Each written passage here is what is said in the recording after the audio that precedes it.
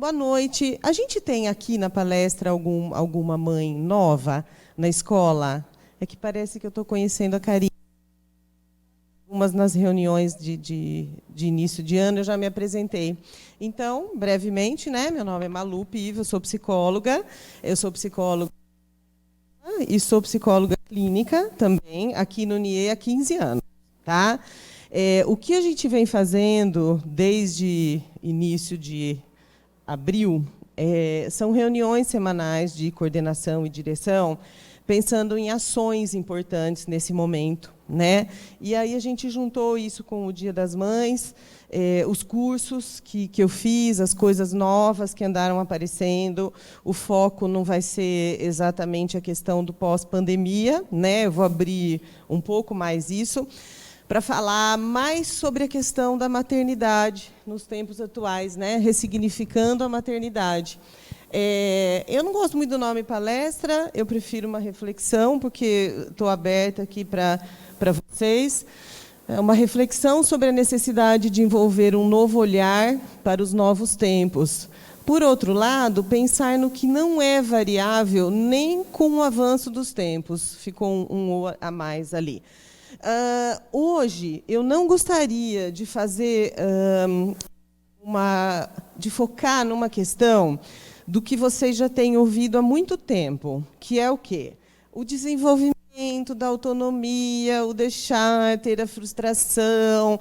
Na verdade, a gente já vem ouvindo. Outro dia uma mãe falou assim: Malu, eu estou com a palavra autonomia bombando na minha cabeça, né? Claro que a autonomia ela é super importante. A gente não vai parar de falar sobre isso, mas olha que interessante, o que eu andei estudando numa área de neuropsicanálise, que é a área onde eu atuo, são pessoas que estão resgatando, sabe o que, gente? O que não é variável. Então, não vai adiantar a gente ficar aqui falando das variáveis do século XXI sem entender o que não é variável. Nunca foi fácil ter filho. Em nenhum momento, em nenhum tempo, né? Pelo contrário, de tudo que eu tenho visto e que eu tenho estudado, eu acho que a gente tem uma grande sorte de ser mãe no século XXI. Eu não quero ficar pautada em tudo que é difícil, né? Porque a gente parece que fica martelando o quanto é difícil nesse novo momento, nesse novo tempo, ser mãe. Mas, assim, já foi bem pior, né? O que acontece é que a culpa das mães era bem menor. A nossa foi crescendo junto com o tempo, e crescendo muito. Tá? Você passa para mim, André? Para a gente começar, eu queria colocar para vocês o significado da palavra ressignificar, né? É o significado que eu mais gosto, porque, na verdade, eu queria que vocês entendessem isso como um olhar para tudo na vida. Quem não se ressignifica fatos e histórias não vai para frente, fica parado naquilo que aconteceu, amargurado, frustrado, né, pensando sempre naquilo como uma coisa ruim que me aconteceu. Então, vou ler junto com vocês. Olha, ressignificar é olhar de dentro para fora, encontrar novidade no que a gente vê todos os dias. É saber que as coisas mudam tanto quanto pessoas. Recriar o que um dia foi criado, saber lidar com o novo e perceber que tem um pouco da gente em tudo que a gente faz. Ressignificar é um exercício de autoconhecimento e é um ato de extrema liberdade em que a gente pinta o mundo à nossa volta do jeito que a gente vê, né? Eu lembro muito daquela questão da Poliana, né? Que ela via tudo de bom em tudo e o quanto de crítica que teve, às vezes, ao redor disso. Mas, assim, quem está ressignificando... Ontem encontrei uma mãe que ela falou: ai, Malu, eu fico até incomodada de falar que a pandemia foi boa para mim. O resgate que eu tive de várias coisas durante a pandemia. Eu falei: não fique incomodada. Você ressignificou uma coisa que foi ruim, difícil para um monte de gente, né? E ela perdeu o emprego, e o marido perdeu o emprego, e eles se encontraram num momento ali da vida. Então, às vezes, a gente fica muito preso a determinados padrões. Assim como eu percebo um grande padrão hoje das mães falarem: nossa, é muito difícil ser mãe no século XXI. É muito difícil, né? E a gente vai entender por que eu não gostaria que vocês pensassem que é tão difícil assim, né? Tivessem uma flexibilidade de poder ressignificar algumas coisas. Impossível falar de filhos sem abordar esses assuntos sobre época, óbvio, né? A falta de tempo para reflexão e o tempo que nos resta, nós somos bombardeados por informação da mídia.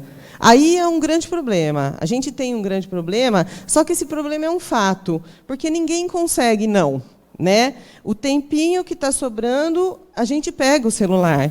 É uma coisa muito automática.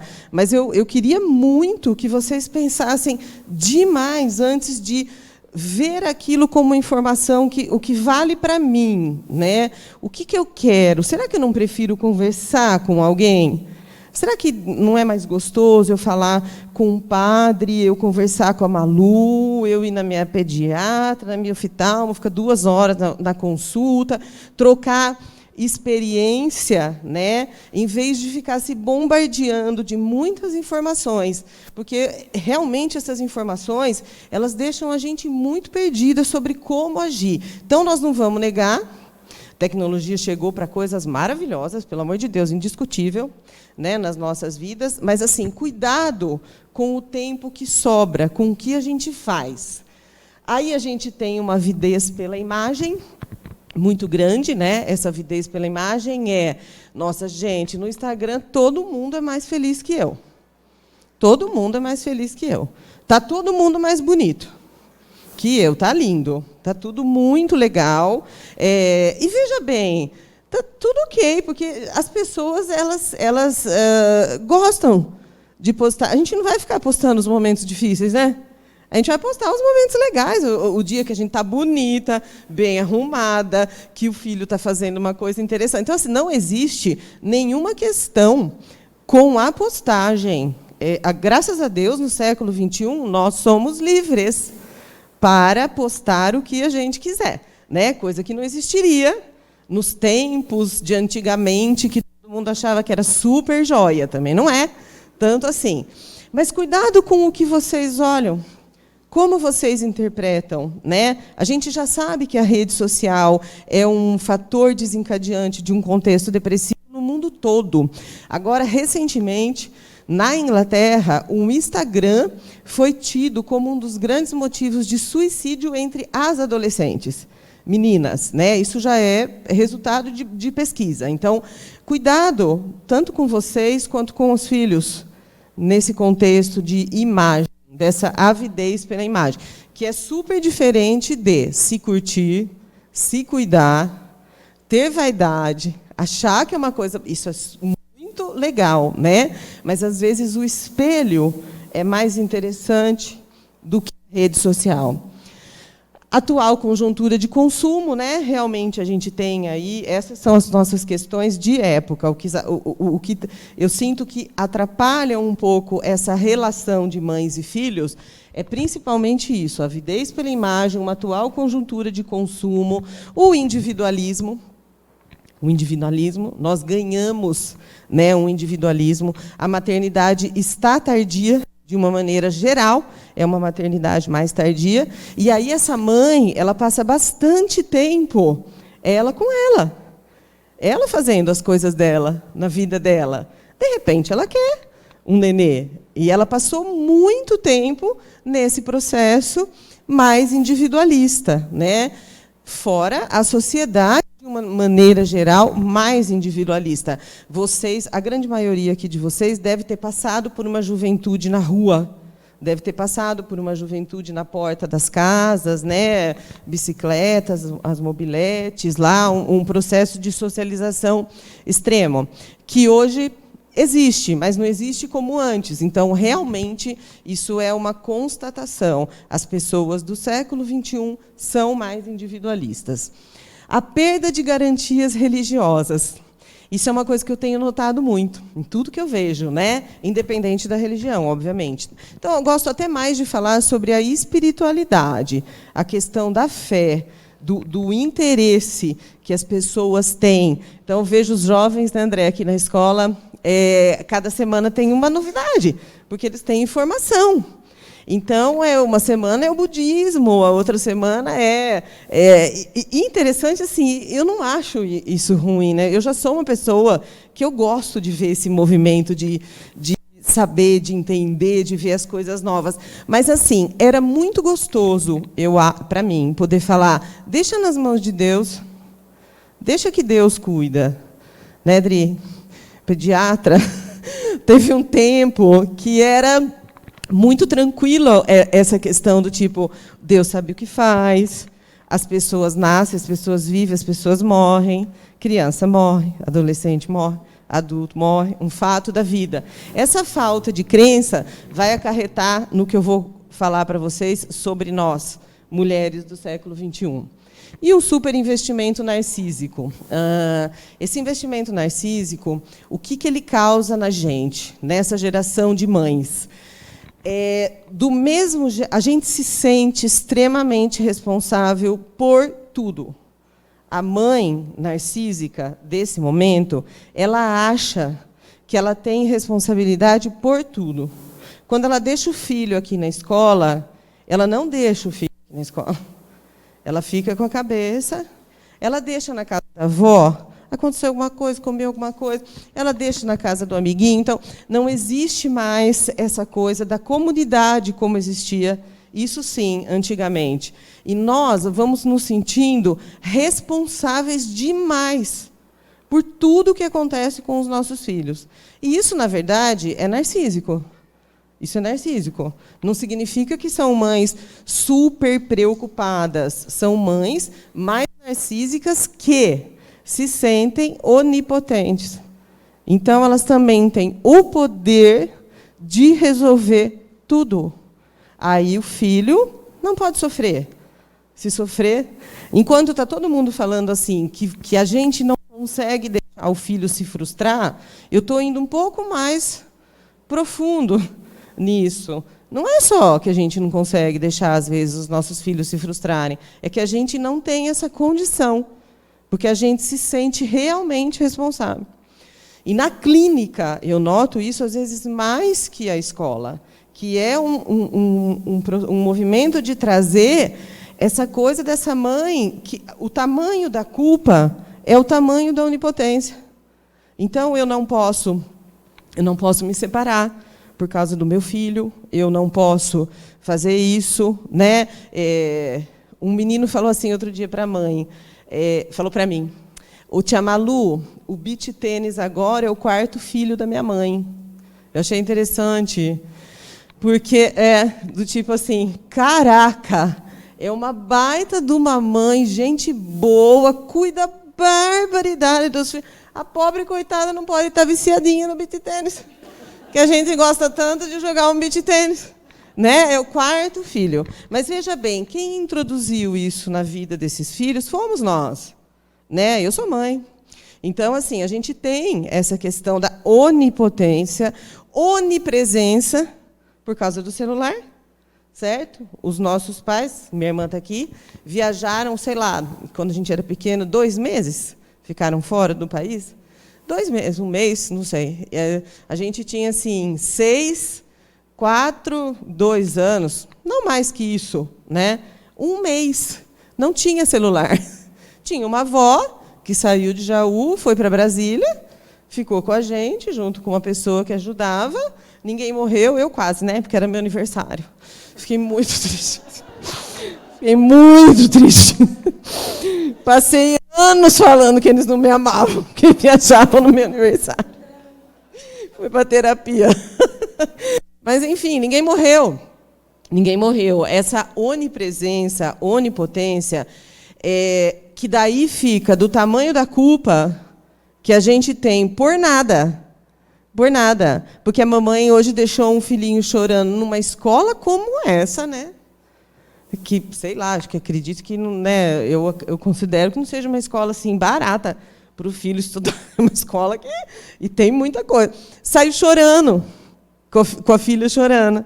Então, olha que interessante, entendeu? É a culpa, né, da onipotência, tá? Isso é um grande problema de época. Isso é uma coisa que eu queria muito que vocês fossem deixando dissolver. dentro de vocês. Então, vamos falar um pouquinho deles, né, dos filhos. Existe um abismo entre a fantasia de ter filho e a realização do fato. O filho já existe na nossa cabeça em forma de sonho e idealização, porém, eles chegam para desbancar o nosso narcisismo, debochar das nossas expectativas, ok? E se recusam a ser o mini-eu esperado. Tá? Isso tudo é o normal. A criança briga para ser ela. Veja bem, gente, a criança não tem temperamento, personalidade forte, né, que eu escuto muito falar isso. A criança pequena ainda não tem personalidade. Ela pode até ter um temperamento, mas eu acho engraçadíssimo, porque assim, a mãe normalmente, e essa é uma fala muito da mãe, viu, muito mais do que do pai. Nós temos um temperamento, tem uma personalidade forte, né? Essa criança vai aprendendo aquilo. Eu acho interessantíssimo. O nenê tem 3 meses. Aí o pai chega de barba. Aí a criança reage assim com estranheza. Aí a mãe fala assim: olha, ela não gosta do pai de barba. Aí a criança faz um nhé. Aí ela não quer tal. E com isso a gente vai ensinando. É uma troca deliciosa, maravilhosa. Mas assim, eu acho muito difícil alguém aqui não entender que existe um abismo muito grande entre a fantasia e o fato. Tá? Essa também é uma questão, acho que mais atual. Porque as mulheres tinham filho muito novas, elas não sabiam nem direito aquilo que estava acontecendo. E tinha sempre muita gente ao redor para ajudar com esse cuidado de filhos, né? Era muito difícil não ter uma família, uma comunidade ali. Mas o filho desbanca muita coisa nossa. Não sei se vocês estão percebendo, mas o que eu estou fazendo hoje aqui, em vez de fazer o que eu fiz em várias reuniões de início do ano, que é cobrar um pouco de vocês a questão da regra, da conduta, é o oposto, né? É um acolhimento de entender o seguinte: é difícil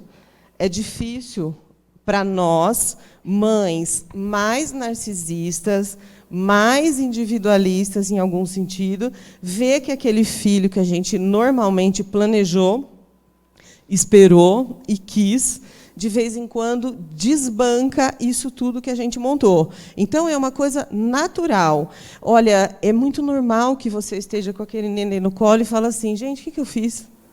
O que eu fiz? Por que eu fui fazer isso? Estava tudo certo, tranquilo, né?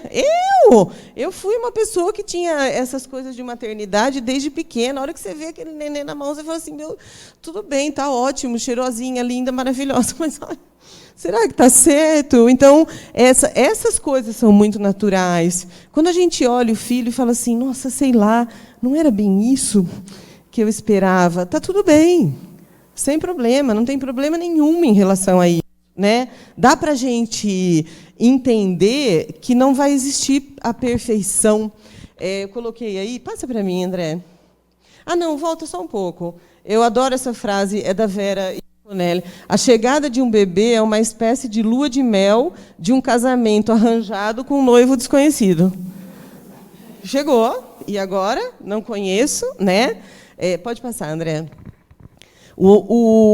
Queremos um bebê, né? E assim nós queremos um bebê, vem um estranho. Queremos gratidão e reconhecimento, mas não há garantia de quando ou se teremos. Teremos, mas assim vai demorar. Vai demorar, né? Vai demorar bastante. Vem aí, demora às vezes uns 18, 19, 20, 22, vem uma gratidão aí. Obrigada por ter me ensinado aquilo lá que eu odiei. Mas existe, tá? A gratidão. Eu sou extremamente grata pela minha mãe, com todos os pequenos defeitinhos ali, coisas muito legais que foram nos ensinadas. Queremos resposta, mas permaneceremos na mais absoluta ignorância. Vocês não vão ter, eu não vou ter. A satisfação só virá do prazer de ver o outro ser humano emergir ao longo do tempo, de anos de desenvolvimento, da capacidade de amar e ser amado, do prazer de cuidar de alguém e fazer que esse alguém faça alguma diferença no mundo. O objetivo, na verdade, da maternidade é assim: você vai realizar muito pouca coisa sua. poucas coisas suas serão realizadas. E eu acho que as mães hoje ficam esperando algo muito realizável. Mas, assim, é basicamente isso. É uma satisfação enorme você criar um ser humano que vai estabelecendo uma relação com você, né? Olha, você só vai ser uma mãe bem legal para os amigos do seu filho, certo?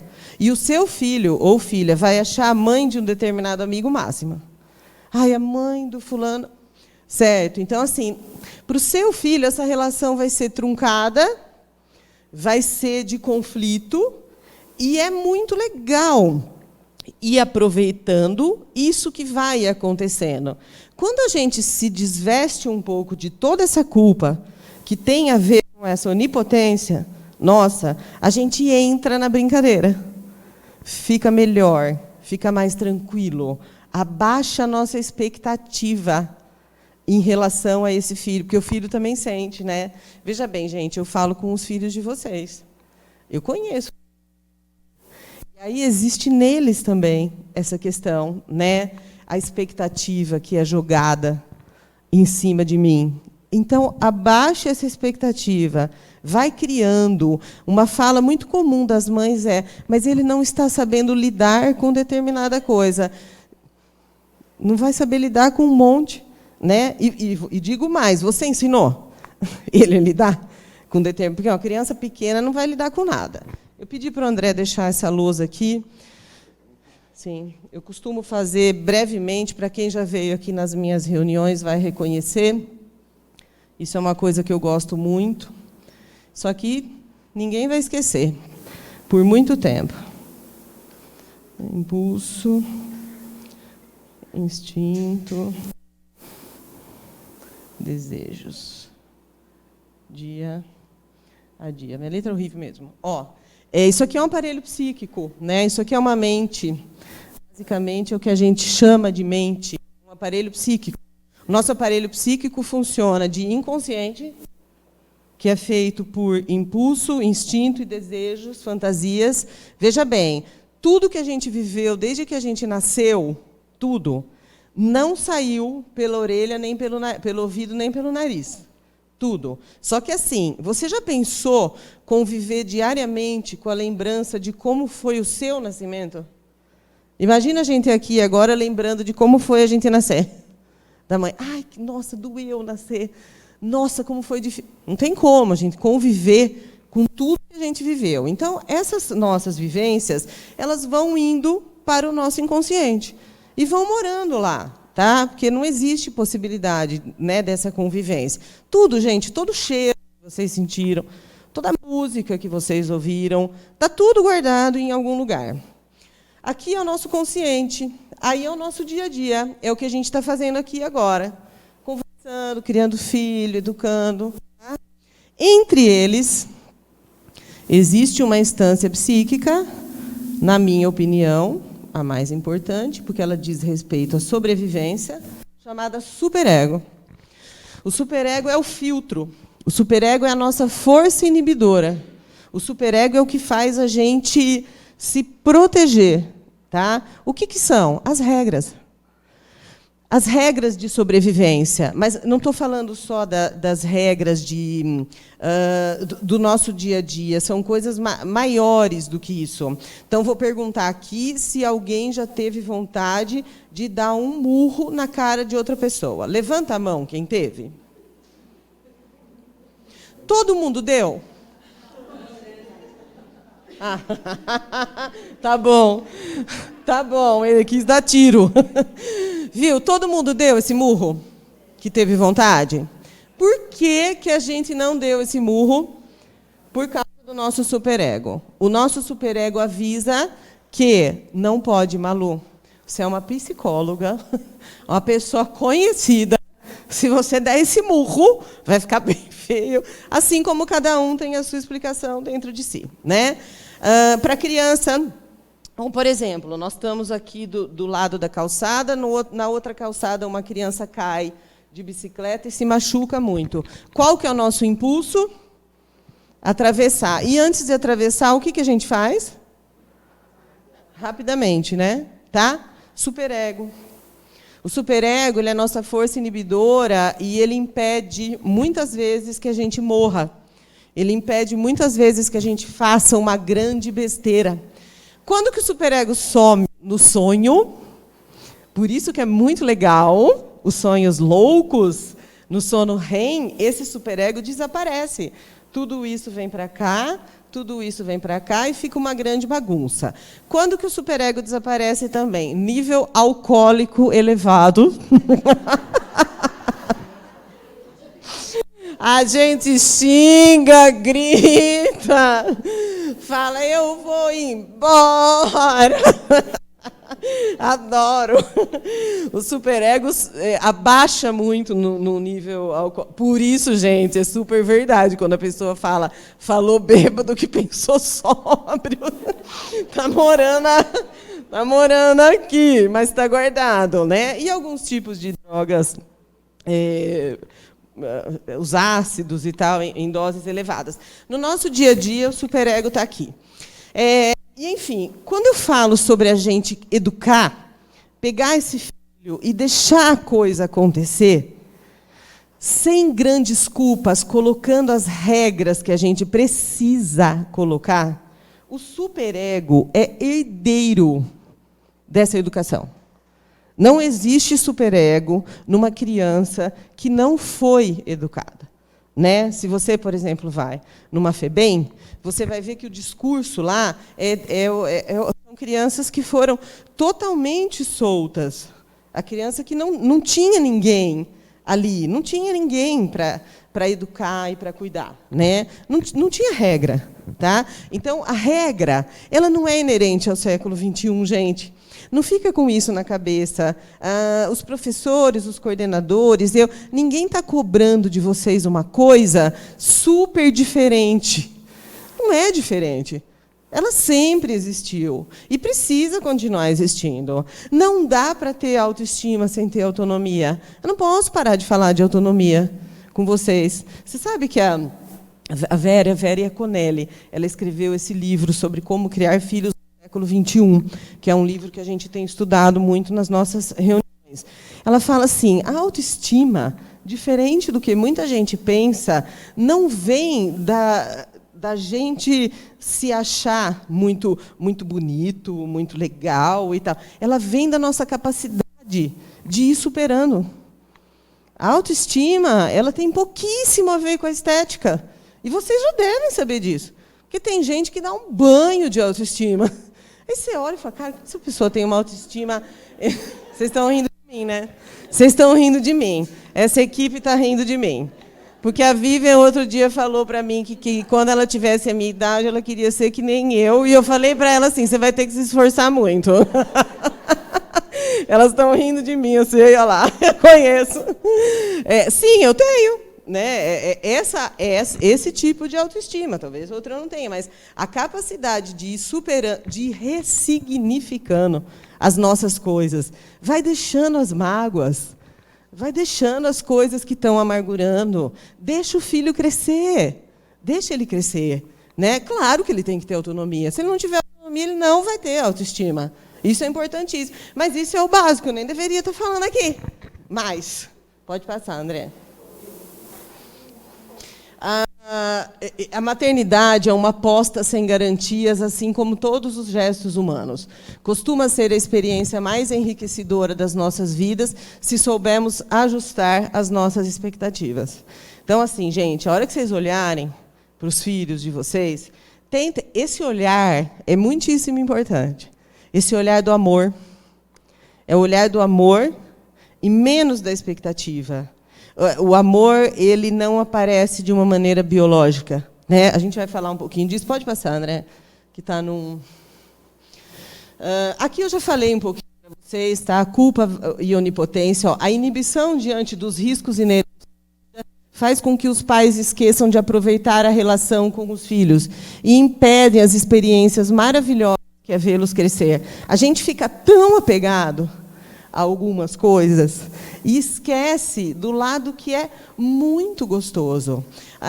Quem tem filhos já bem grandes, como é meu caso aqui, Adri também, né, de uma maneira geral, não tanto, mas talvez aqui eu seja, tirando a avó, né, a que tem filhos mais velhos, Sinara também tem filhos grandões, já que já foram alunos aqui.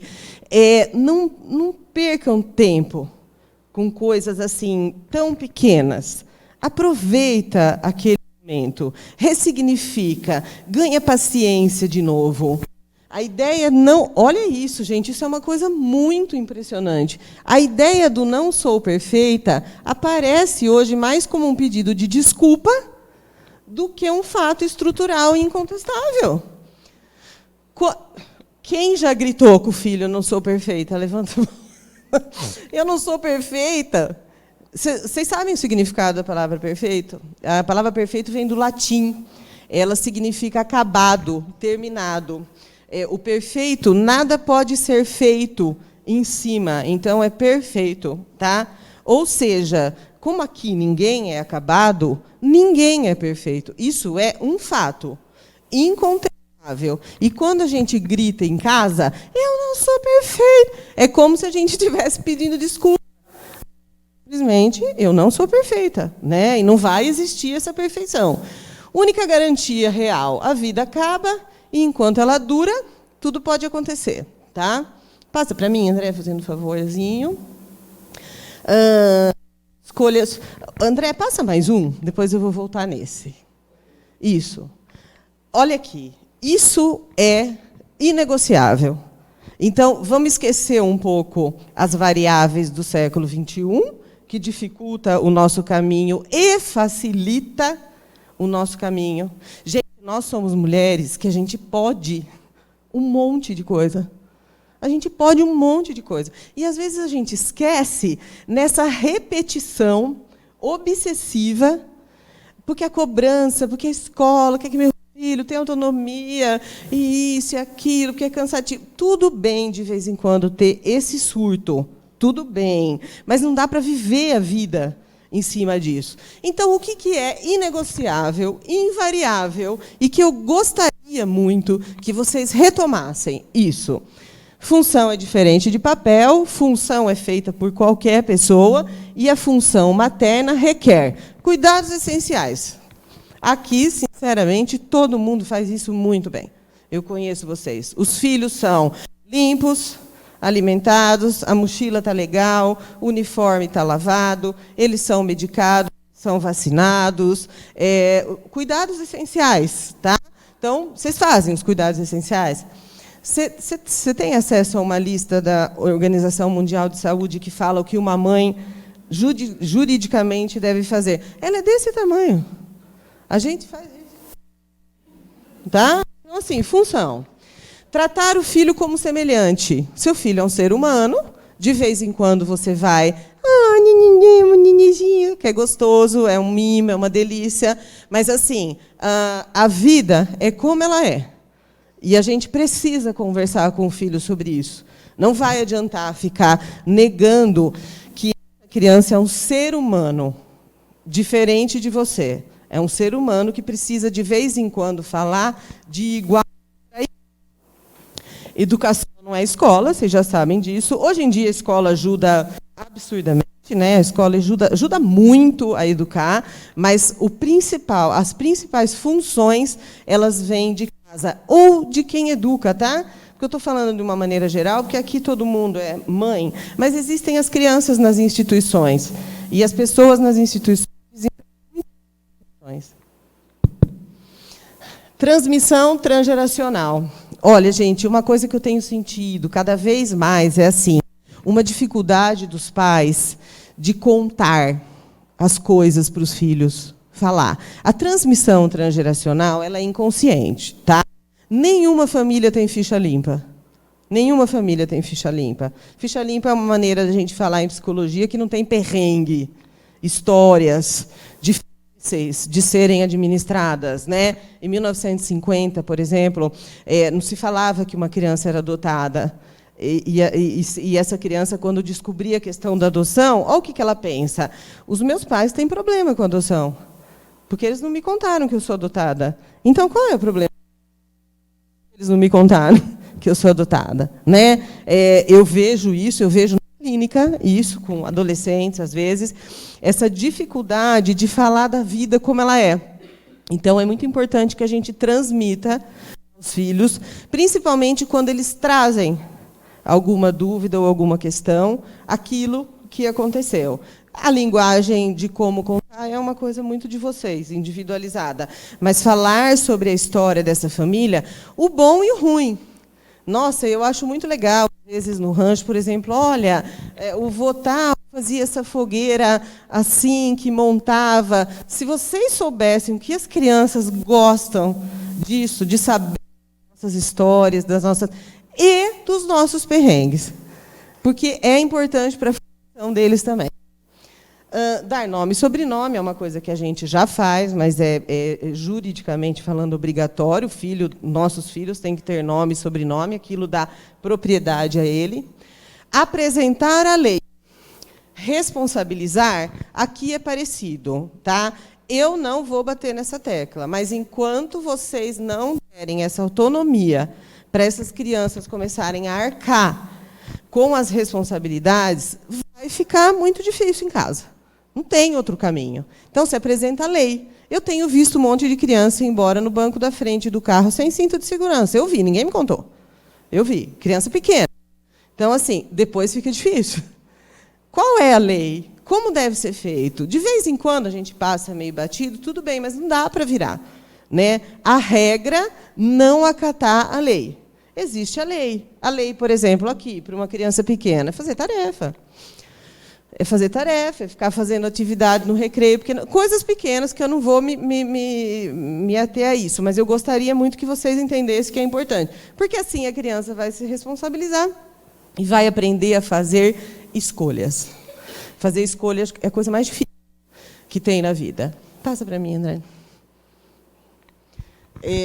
Não, volta naquele...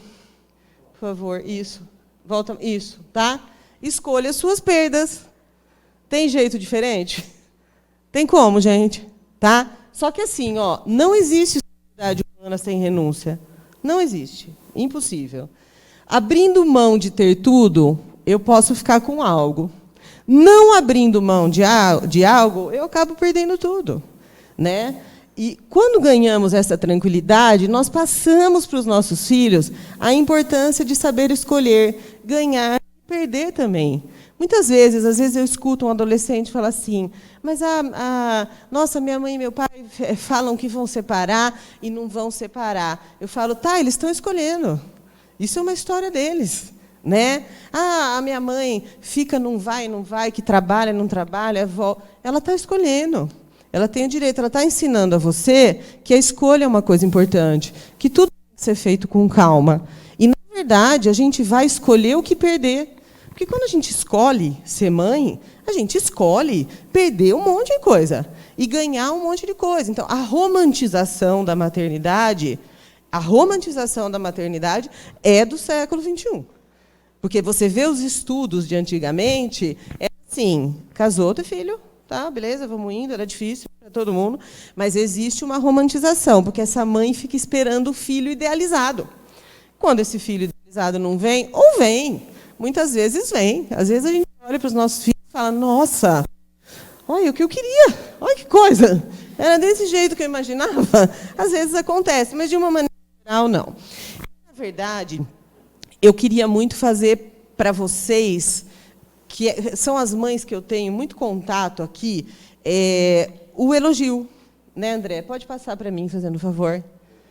É o próximo. Eu acho muito importante isso, além dessa questão que a gente está colocando, de vocês tentarem diminuir essas culpas que movem o dia a dia das mães. É assim, ó, hoje a gente quer saber. A gente quer saber. A gente está aqui na palestra, a gente vai fazer curso, a gente lê, a gente pode, gente. A gente tem acesso a coisas. Assim, não dá para a gente ficar na cabeça que antigamente era tudo melhor. Não era tudo melhor. Que eram mais fáceis, outras não eram melhores. Então, a gente tem o poder de querer saber, querer amar, assumir os riscos desse investimento pessoal. E ali nas funções, eu esqueci de falar sobre a última, que na verdade é a mais importante, sobre as funções maternas, que é o amor. Então, assim, além de tudo, o amor não é biológico. O amor vai se construindo. Você, me desculpa, mas assim, quando você olha aquele bebê que acabou de nascer, é que a gente sente uma grande emoção naquela maternidade, mas ainda não é chamado de amor. É uma estranheza. E esse amor vai se construindo nesse bate-papo entre mãe e nenê, depois entre mãe e filho. Não perca a chance de bater papo com seus filhos. Bater papo e cuidar. E mesmo que seja um nhé do nenê, bater papo, olhar, brincar, de vez em quando estressar também, não tem problema nenhum. Nós fazemos questão de criar os filhos que formulem seus desejos e os sigam. O desejo é o motor dos nossos atos. Eu percebo isso aqui muito. A mãe de hoje, ela quer que o filho deseje. Ela quer que o filho tenha esse desejo. Quer que tenha uma vontade. Deixa ir morar em Bauru, porque o SESI chamou para jogar vôlei lá. Entendeu? Deixa. Então, a gente tem muito esse preparo para deixar esse filho ter desejo. Isso não existia antigamente. Deixa meu filho namorar quem ele quer. Né? Ele vai escolher namorar quem ele quer.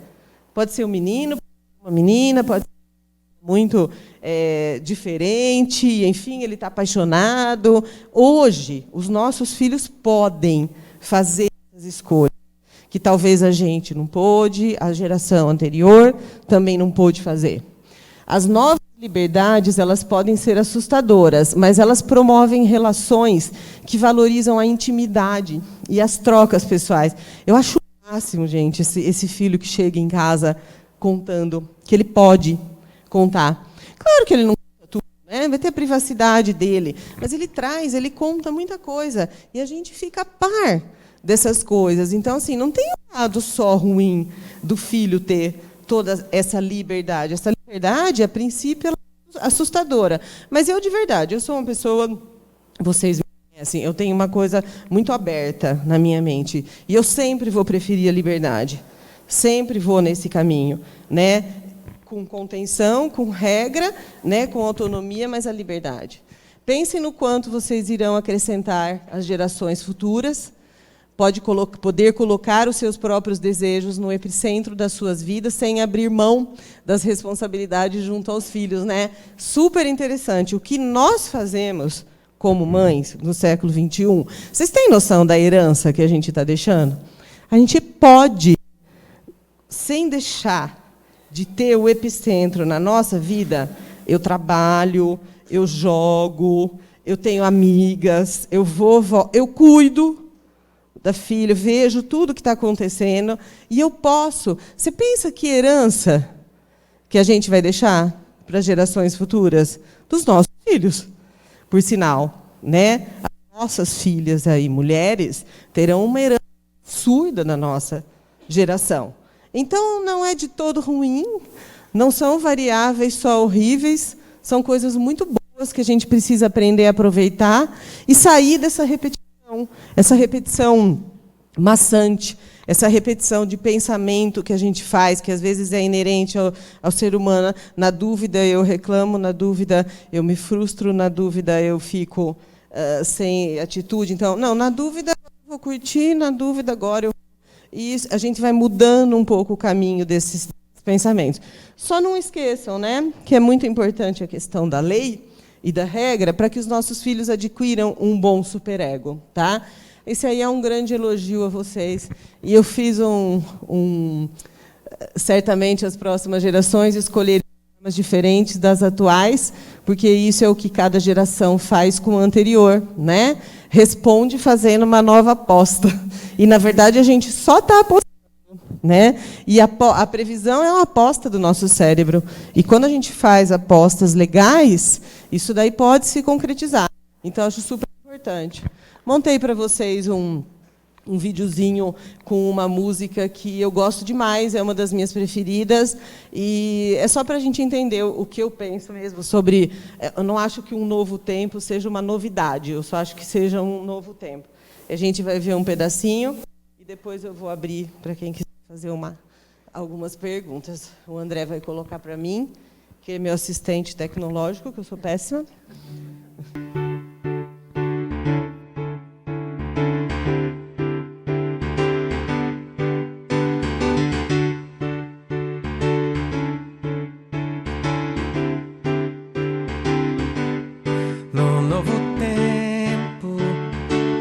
Apesar dos castigos, estamos crescidos, estamos atentos, estamos mais vivos para nos socorrer, para nos socorrer, para nos socorrer. No novo tempo, apesar dos de todos os pecados, de todos os enganos, estamos marcados para sobreviver, para sobreviver, para sobreviver, para que nossa esperança seja mais que vingança, seja sempre um caminho que se deixa de herança.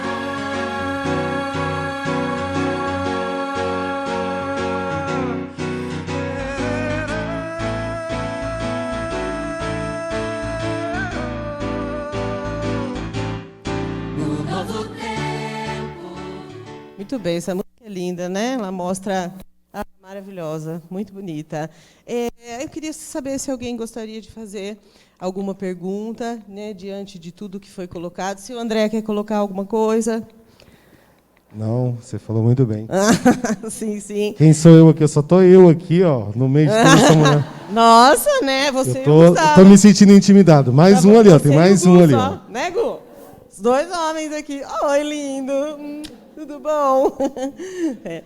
Bom, na verdade, assim, eu acho que vocês sabem que eu gosto muito de responder as perguntas de uma maneira individual, porque eu acho que, às vezes, cada um tem uma história e uma questão. Então, eu abro para perguntas, mas eu deixo vocês também à vontade para, se quiserem, marcar um horário. O que eu queria muito que ficasse é isso, gente. Não vamos ficar apegados, né, a todas essas variáveis difíceis.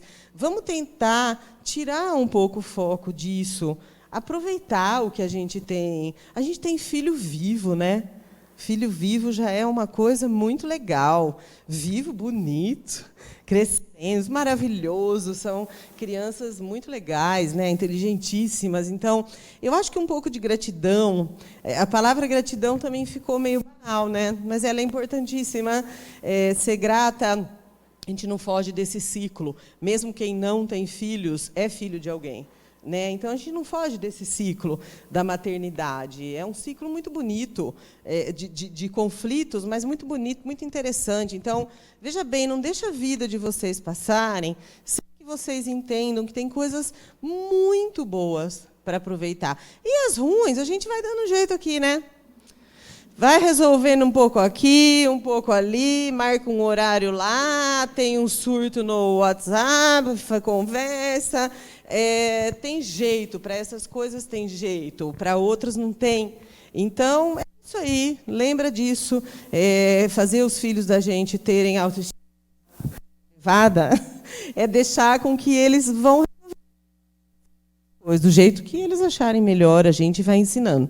E eu agradeço muito vocês terem saído de casa nesse fiozinho, terem vindo aqui. Eu gosto, vocês sabem que eu adoro passar esse conhecimento. Eu fico olhando a carinha de cada um, assim, lembrando dos filhos, sabe? É um grande prazer. Tudo bem? Alguém quer fazer alguma pergunta?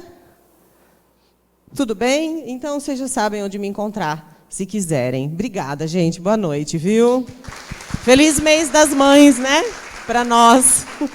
Malu, muito obrigado, viu? Obrigado pelo bate-papo. E aí fica a mensagem para vocês, tá? Nós estamos aí no momento de ressignificar coisas e também de reabilitar coisas.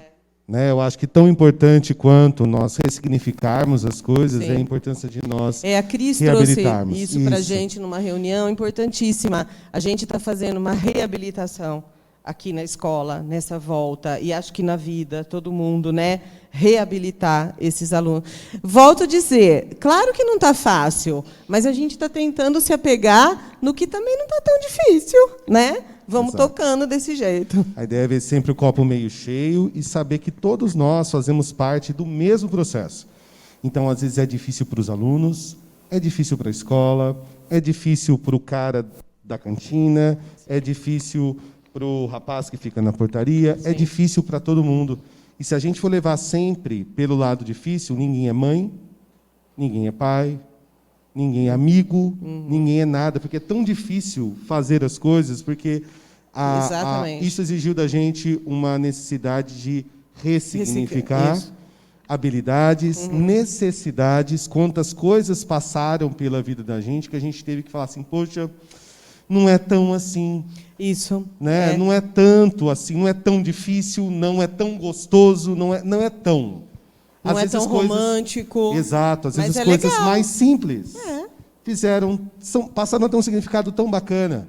Quanto você olhar para o filho, a Malu falou muito bem, né? Nós recebemos um presente e esse presente que chega para a gente, não fomos nós que escolhemos daquela forma, daquele jeito, e a gente tem que se adaptar. O que a gente faz? A gente devolve? Não, faz parte do processo. A gente curte. A gente curte, a gente entende e nós também nos desenvolvemos nesse processo. Isso é importante. A gente acredita que o desenvolvimento é sempre do outro, do mais novo. O mais velho também se desenvolve. Ah, não tenha dúvida. Certo? E aí fica o recado para vocês, tá? A escola está à disposição. Nós estamos aí sempre trabalhando para poder entregar para vocês sempre aquilo que há de mais sensato, aquilo que há de mais moderno, aquilo que há de tendência. Sim. Sempre conversando muito. Nenhuma decisão é minha, nenhuma decisão é da Ceci, nenhuma decisão é da Malu, nenhuma decisão é da Cris, nem da Ju. Sempre é nossa. Sim. Sempre trabalhamos aqui de forma conjunta para que a tomada de decisão seja sempre a mais sensata possível. Contem sempre com a gente para que momentos como esses se repitam cada vez mais. Sem dúvida. Tá? Muito obrigado também, assim como agradeço a vocês, agradeço a Malu pelo momento. Tá? Sintam-se todos abraçados e nos vemos aí. Logo. Eu e você amanhã às 7. Amanhã às 7 nós estamos aqui. Tchau, gente. Muito obrigado. Viu? Tchau, gente.